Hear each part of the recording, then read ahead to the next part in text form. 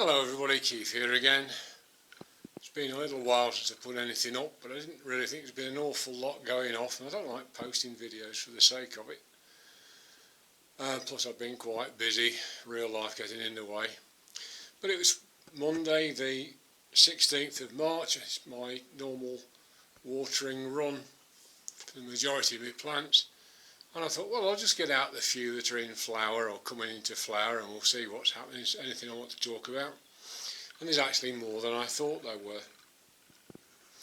But, right, let's get a bit closer in and we'll see where we go.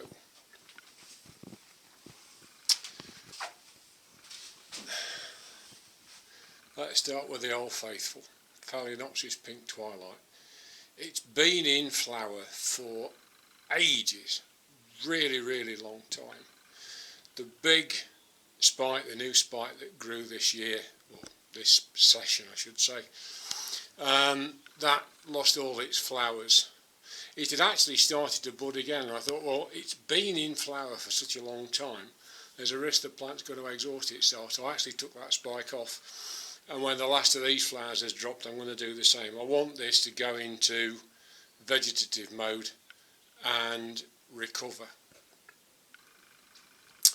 Next to that is my Paphiopedilum American Hybrid.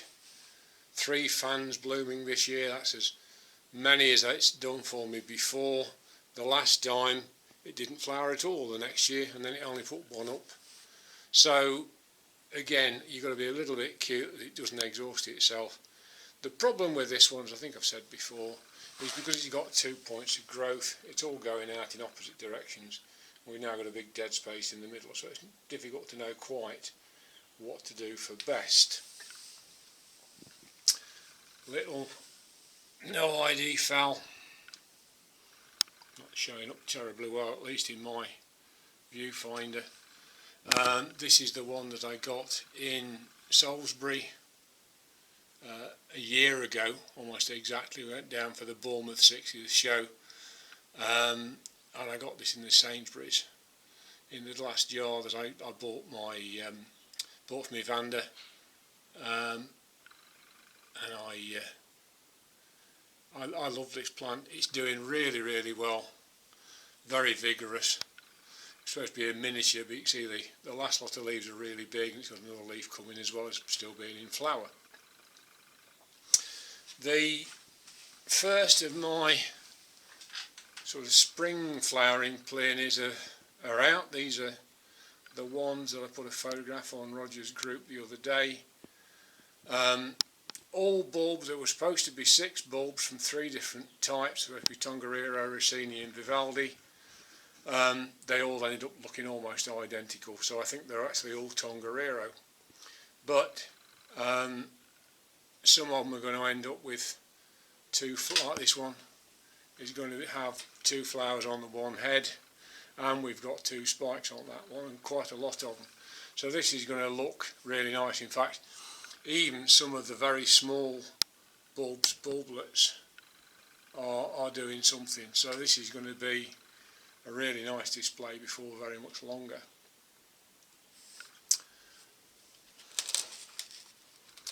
Minimark, the very last few flowers on this spike.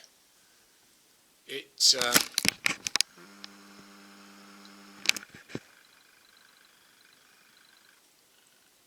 you focus, you brute?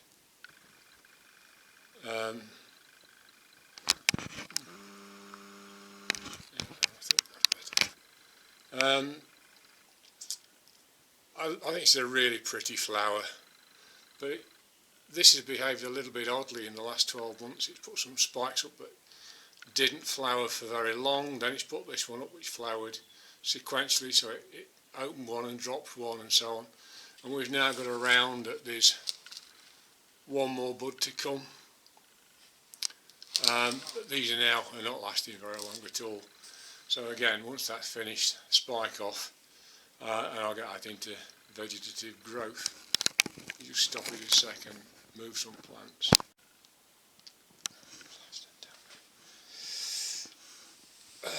Okay, My Psychopsis. I bought this last year from RHS Wisley's garden centre on the way back from a holiday in Croatia. It hasn't done a fat lot for me. Part of that is possibly temperature, but the other thing was I repotted it. There's a video of me doing it in my channel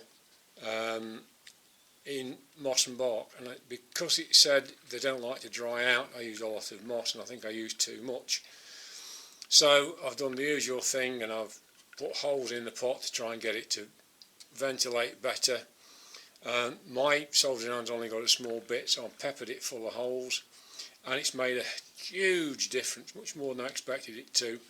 And it now, as of March, and the weather's starting to warm up, it's now beginning to dry out in about a week.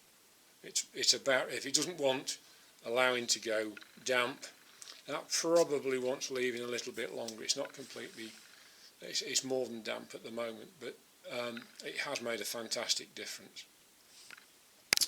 This little one here is Paphiopedilum callosum sublaivi variant, which is a miniature version of the plant. Bought this last year at the RHS show at Hampton Court. The damage to the leaves is down to me. The leaves are extremely stiff, and me trying to see what was happening, because this has grown in a very weird way. It's sort of, all the fans are kind of overlapping, interfering with each other, and I was trying to see what was happening, and I managed to break a couple of leaves, but as they haven't died back and they haven't shown any signs of disease, I've left them alone. Mordii, of course, 2 flowers on this one this time.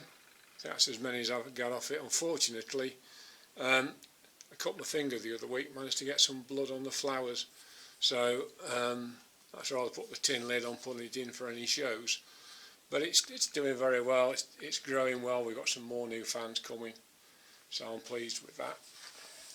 This I'm very pleased with. I bought this last year, I think again at RHS Hampton Court. This is Paphiopedilum delenatii. Quite an interesting looking plant, very different shaped lip. If you look at that and look at Mordii, it's quite a different shaped lip. It's more like a frag lip, but it's got a very faint scent of lemon. I do have the vinicola version, which is darker, but unfortunately that killed all its roots off, so I've got that in moss and hoping it will put some new roots out, but I'm not holding my breath.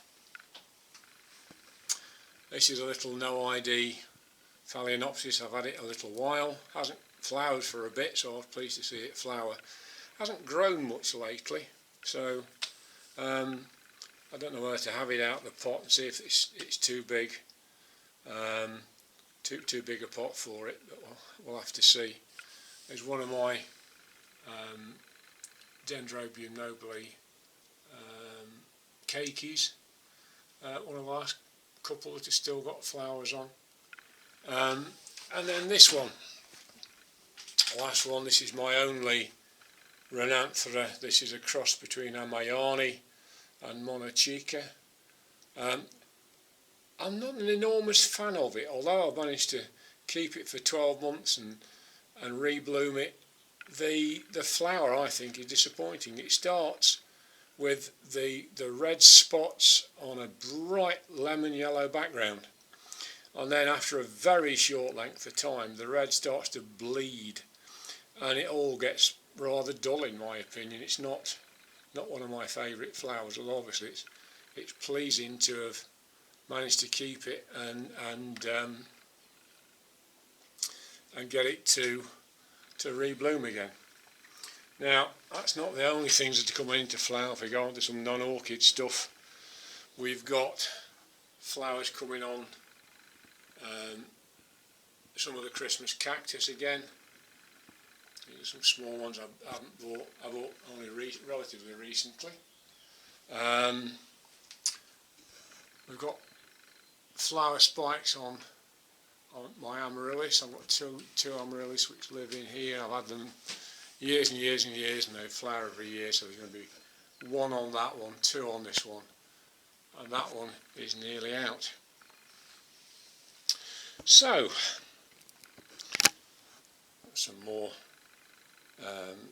Christmas cactus coming into flower over there now. The weather's coming around. It does seem with a lot of these things, and that's the last of 3 bird of paradise flowers that I've had this year. That's unusual. I normally only get 1, and I've had 3, which is very pleasing. Anyway, I hope that's been interesting. Just a bit of a catch up, and now I'll get on with me watering, because I've got a lot to do today. I want to try and get out tomorrow if I can.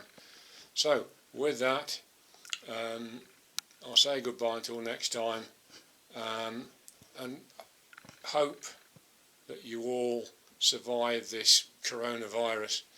I'm okay so far, as is my wife and everybody I know, but do please take care, and if you're not 100% at the best of times, you take real good care of yourself.